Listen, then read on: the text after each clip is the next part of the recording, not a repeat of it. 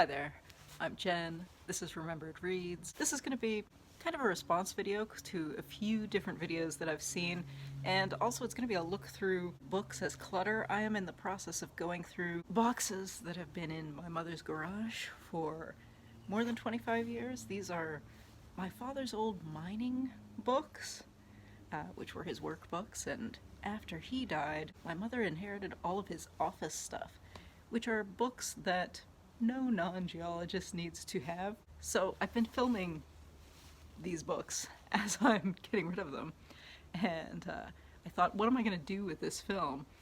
And the answer is I think it's going to be the background to this kind of discussion response video.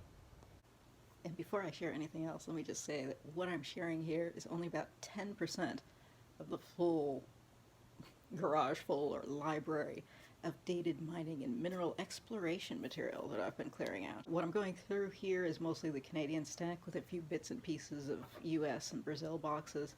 I didn't film the Swiss stack that I've already gotten rid of, which basically ended up being a split of things that were donated and that hit the recycling bin.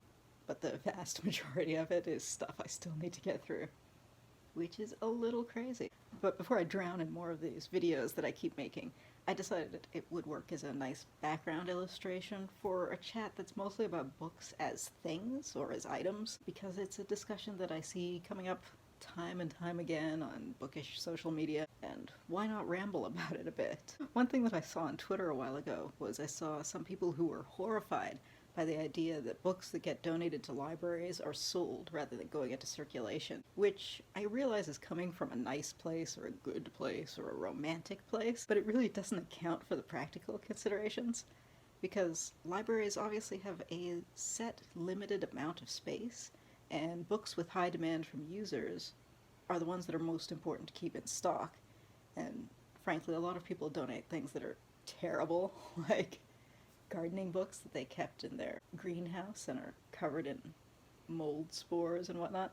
But even when it is something usable, it's not necessarily what's needed.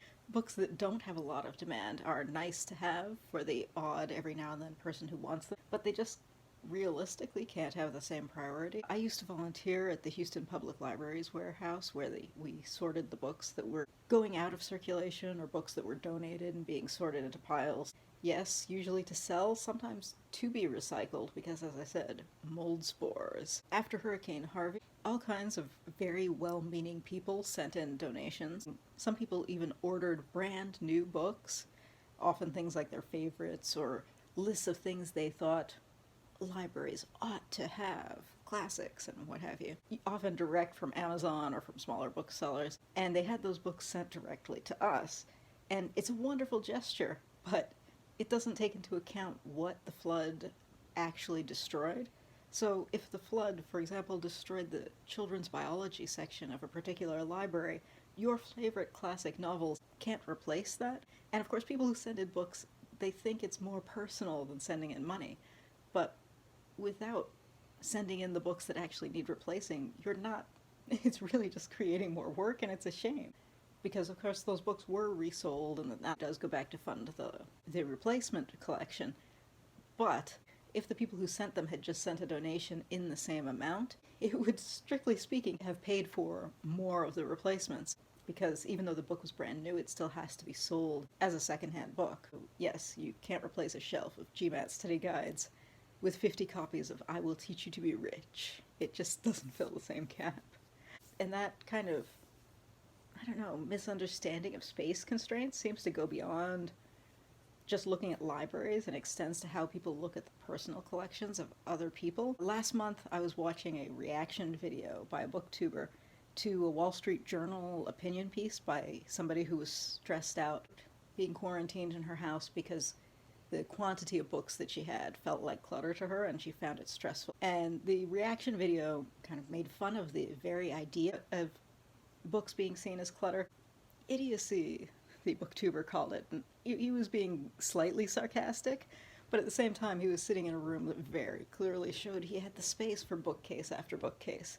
And I have no idea how much space the Wall Street Journal writer had in her own house, but space constraints are real, and it seems ridiculous to be judgmental about whether somebody cares about the aesthetics of their space because they don't have the room to have a separate library. I don't know, one of the strangest things I've seen since being part of bookish social media is just how very passionate people are about how other people treat their own books, how they store them, how they own them. It was like the outrage on Twitter over that person who cut his long books in half so that he could, for the purposes of carrying them on the subway.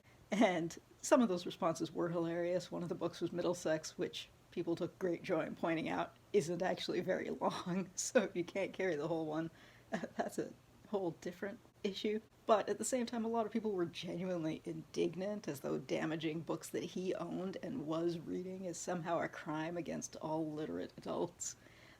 As though one person doing some physical damage to a book that they own and are reading is somehow taking books out of the hands of children who don't have any books, which is completely ridiculous.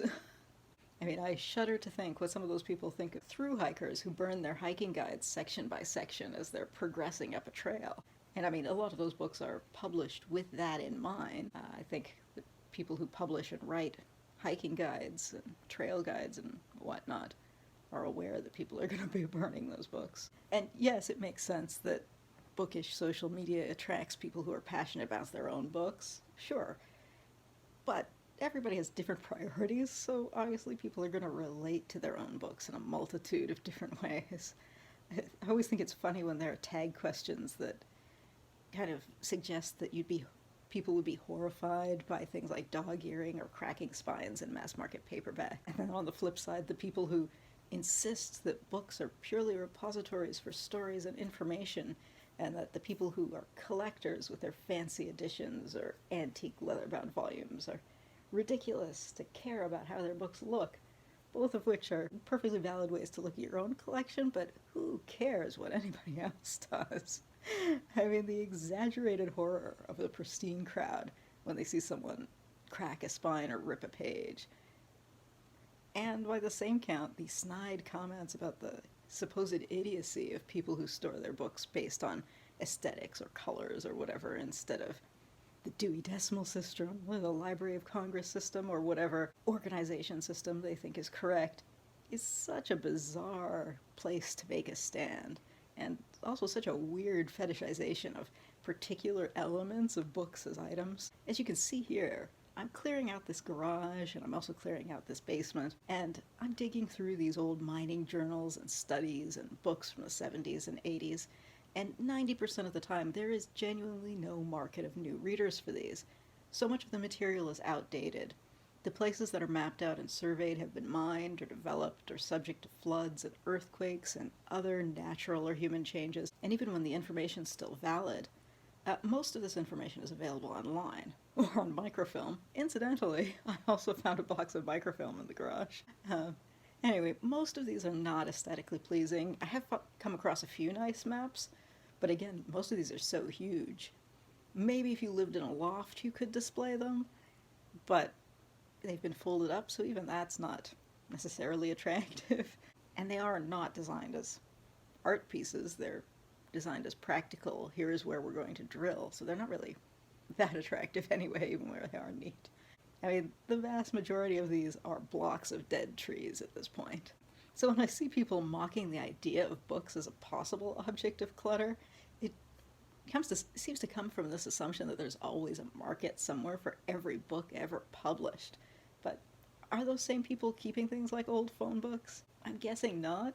I mean, maybe if it's 100 years old and they're looking at the advertising in an old phone book, but if it's just names and numbers, are you going to keep that? When I see people waxing romantically about books as things that need to be treated with reverence, it seems to me that a lot of the time, when it's not purely for the aesthetics of a pretty-looking book, and it's the information crowd, it tends to be a lot of people talking about things like fiction or history or biography, or maybe science books with very detailed illustrations that have value for that, and not these kind of dated, very redundant, and not so pretty material. I don't know how this kind of thing fits into that way of thinking. And I mean, hey, my shelves are completely disorganized, so I'm sure that the aesthetically driven people think that my shelves are a mess and that the subject author publication year folks think I'm one of the idiots.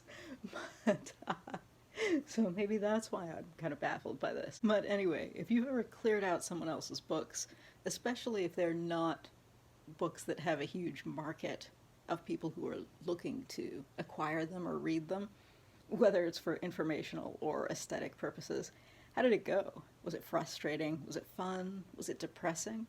I'd love to hear about your experience. Anyway, that's it for now. Ciao.